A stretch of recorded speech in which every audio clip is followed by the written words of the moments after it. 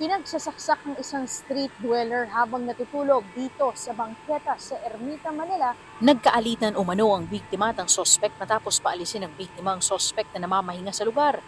Natasa kasi siyang manita ng mga street dweller dyan sa kabilang side ng San Marcelino.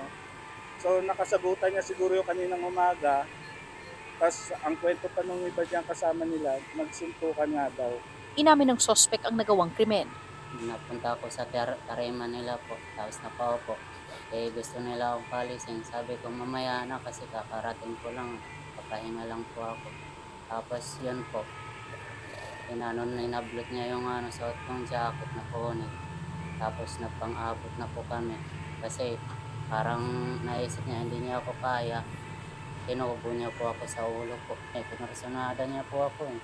Wala naman po akong ginagawang masama eh. Mangiyak-ngiyak na ikunwento ng live-in partner ng biktima ang nangyari. Ito naman natutulog na pero nananaginip lang daw siya na sinaksak daw papa niya kaya sumigaw siya.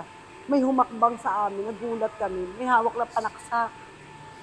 Ayun, hinabol ko po, hinabol din ang asawa ko kasi sabi niya hindi niya na kaya. Kaya tumaob na po siya sa kalsada.